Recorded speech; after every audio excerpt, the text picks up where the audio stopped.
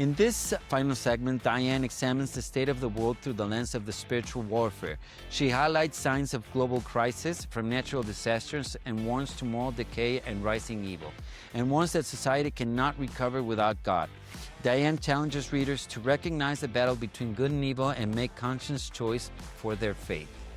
So, I don't know how to go to something chronological in what we see, because it's not only New Testament, also in the Old Testament we see throughout Scripture this, and there's many stories in different civilizations that talk about this. So can you give us like a background on Scripture, what it says?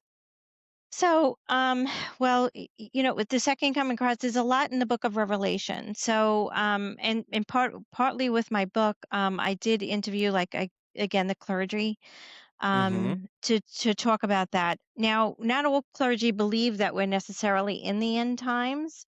So it's just to be aware of the signs. So, like it says in the book of Revelation, even though there might be warnings and diseases and famines, and it's going to be like birth pains getting worse and worse and Mm-hmm. worse, Mm-hmm. and still it won't be the end. So, how can you distinguish that?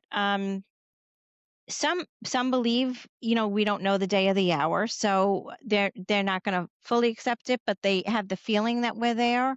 So nobody really can put a time frame on it. But if you just notice that the storms are get coming more frequently, the hurricanes, the disasters, the natural, weather that we've been having, it seems a lot worse than it was in the past.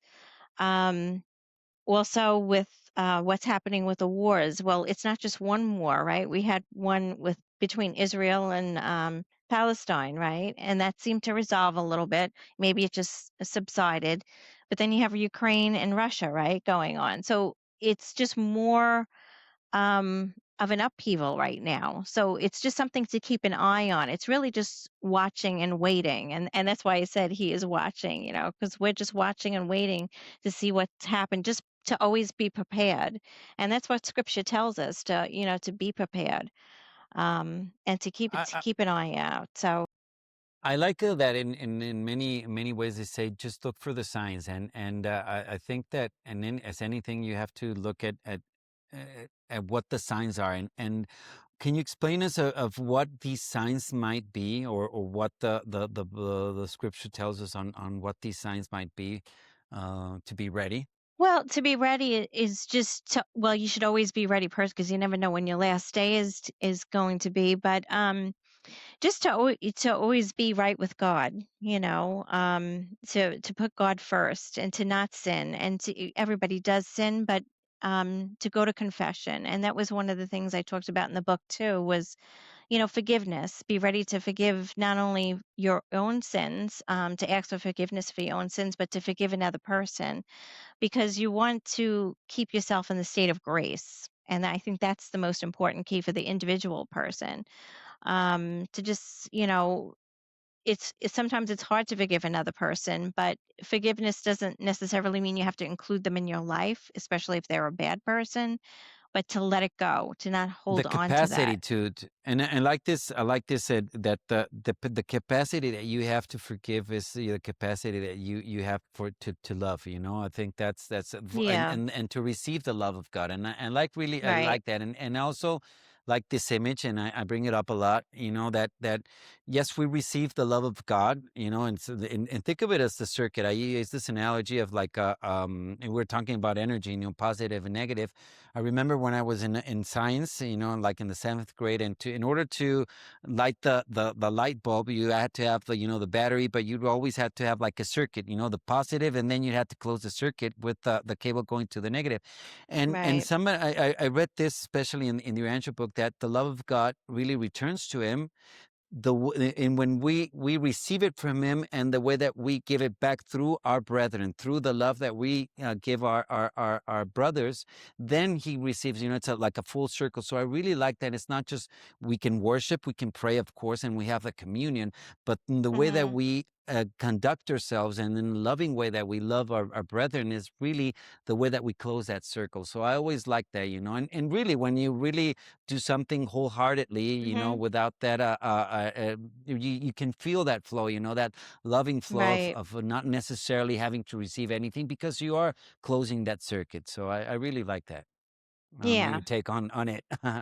Yeah. No, I mean, the main thing is to always be in the state of grace and to put God first and to be ready. I mean, this is what it tells you in the book of Revelation. We don't know the day or hour. So that time span too, the last 7 years, that's a long time in the tribulation period. I'm not sure if you're familiar with that or follow that, Yes, but yes, yes. So you um believe we're in the tribulation right now?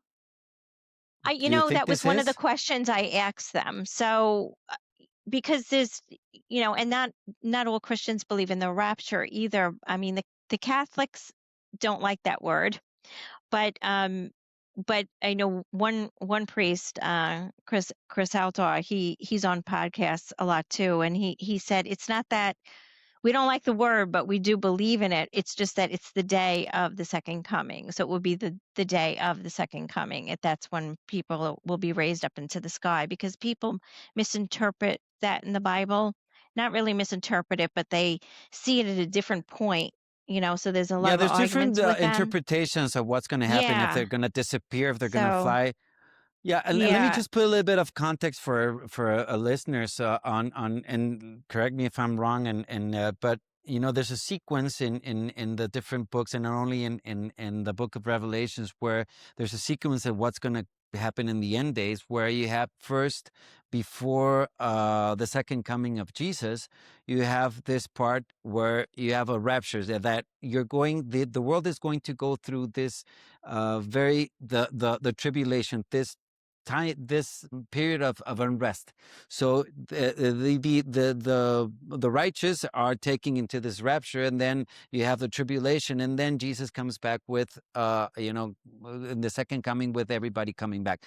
Is that, did I get it right? Is that the sequence of That events, is or? right, but the some people believe it will be at the beginning, some people in the Exactly. middle, and some at the end. Now, with Catholics, they don't call it rapture, but they believe it's just the second coming, where the Hmm. elect will rise up in the into the heavens, meeting Jesus in the heavens. Um, so, I mean, I don't know the answer to that. I go with the Catholic faith because I am Hmm. Catholic. So I don't think the rapture is the most important thing of that whole tribulation. I think it's always keep staying focused on God and not turning towards the Antichrist. During the 7 year tribulation, the Antichrist is supposed to rise in the middle of that 7 year tribulation. That's going to be the Hmm. scary part because those that are not in faith can be can take the mark of the beast, and those that Yeah, I take the can. mark of the beast are In not going to this be saved. confusion, So this confusion seems it's very that's gonna be interesting. that's gonna be tough for some people that have not been following Christ because that's a big no-no. I mean, and there's no turning back from that. So, being that we have the rise in AI now, and I've even was told in some countries that there's a mark, you can scan your hand to buy food already, and that's supposed to be one of the warnings that are in the book of Revelation, that you would have the mark on your forehead or your hand. Um, and if you have the mark, then you can buy or sell, but that would be the mark of the beast. So you got to be very careful with that. So Yeah, I I, remember, the, and when I was a kid, that was like yeah, the what is that? And shoot, I think, now it's always been, what is that? Is it literal? Just the yeah, six six six? I Is think it there is some digital? confusion whether it's literal or, yeah, I think it is. And yeah, what is that going to look like is really the question. I don't know. I'm assuming I go by it says. So that's what it says. So, and is it here or not? Yeah, Didn't seem to think that it was here yet. I know there was some. I don't know if you remember when COVID came out. I know in my office when I was working for the hospitals, some people thought, "Oh, I hope this isn't the mark of the beast," I think people were a little nervous about that. I think we're past that scare, but it did set a tone of, you know, not really trusting the healthcare system or political leaders after that because we were told so many lies about COVID. And if they could get away with doing that, what's to come next is the Yeah. question. So, And that's interesting that I mean you know, we've been saying about how truth when it becomes relative and whether yeah, and anybody can apply it in any way that then what is truth, what is really the laws God the law of God, yeah, and how we should live. And this is interesting because the way I see it yeah, is we're getting to a point where I think the war in heaven has, it's been raging for many times, and it's and you see it in the Bible and in many ways that like these celestial or higher beings fought their battles, a long time ago. And I like what the in Tolkien, he yeah, always says that the great battle of our times. And I think that we as and this is part of what I study from the Mayans, that what happened really in 2012. What they say is that the human civilization became of age. We turned to 18. So now we're responsible. So now we can go to war. Now we're mm, accountable. Let's put it yeah, that way. So look at what's happened ever since 2012. That's really the dawn of social media and what's really going and how time has sped, and all the different events that have happened since 2012, which was like the date that they say. And like I said, this is nothing. It doesn't have to do anything religious, but how they measure time and how they, because everything yeah, is time and space, time and movement. And why do the planets move? yeah, And why do we have all this? It's like taking the rhythm of the universe, the let's say the song of the universe. So what it says is that that's what's happening to humanity. We are at our judgment. That's why it's the final judgment. We are now, the evil guys are coming out, and now it's like when you see with the narcos, because I'm also Mexican and I know a lot about that. When you cut the head, mm, you have a lot of different heads coming out. So right now is all this chaos, all this that's happening, which yeah, really, if we look at the scripture when we were saying at the signs, they yeah, really are in there. they are. It's They surprising are. the similarities. I know. I know. I know. We just have to keep watching and waiting and we'll see. And what can we say to our audience? The some of the people that are, like I said, we usually, I mean, the divine within what we try to bring. It's really, stories about personal faith, about all this.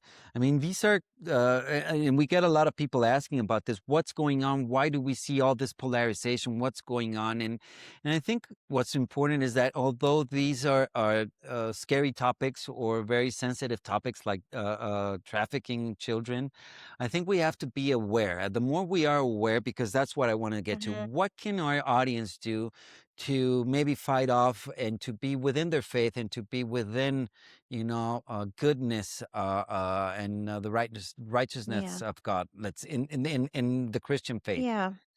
I would say just be As aware of your the Christian faith, surroundings. Yeah. just real quick, as the Christian faith puts it. No, I would just say, be aware of your surroundings. Go to church, go to a Bible, a church of God. If you choose the Christian faith, pick a church that you're comfortable with. Yeah, That is gonna, be safe for your children, and that you feel comfortable with. And then also be careful when what friends your children are hanging around with, and where you let them go. Because that's how they get into trouble once they leave the house, right? So you don't yeah. know what they're doing. So just have an awareness of where they are and always be And on give them, top of I them, think, the you values. I know? think that's one of the things that I have three children, and one of the things I say, I mean, they're gonna go out in the world, but if I set their values straight, if I, give Hmm. them righteousness and they live Yeah. by that, I think they're bulletproof to any of Yeah. And even pray with if them. evil befalls them. Yeah, Pray at night. they Yeah. that's really Yeah. important. And Yeah. nowadays. we think of, let's leave them all the, like I always say, the false liberty, and let's just do them what. No, you have to teach them, and kids, they really need that guidance, those boundaries, and that direction, and they feel loved and they feel comforted when they do have that. So Yeah. that's really good for our audience to make sure that every time that they feel unrest, that there's God, and you can find security in your faith, I believe. Yeah. Yeah. Perfect. Well, thanks a lot, Diane. Any closing remarks before we close the show? Anything that you want to share with our audience before we leave? I'm doing my next book is near-death experiences in the clergy. So, it one of the chapters from He Is Watching was about near-death experiences, and it sheds light on what's to come, what's to look forward to, including the millennium after the second coming and the afterlife, and it's all peaceful, loving, and hopeful, and it's a lot of Awesome. good stuff. So, Awesome. By the way, we're going to have, I mean, you can look at our links. We're going to have links to your webpage and your materials, so people can look it up and they can contact you and read your books and okay, be more familiar with your work and really enjoy what you have. all right, thank you. Well, thanks for being with us, Diane. It's really been interesting and thought-provoking and revealing, if no pun intended, of what's this show about. So thank you for being here, and Thank you. thanks everybody for being with us. I'm Santiago Neelan. This is The Divine Within. Take care and carpe diem. On the Divine Within podcast, we'll share real conversations to help you find a personal connection with God. My goal is to support your faith, growth, and journey toward discovering the divine within yourself. Join us to deepen your faith and spiritual journey.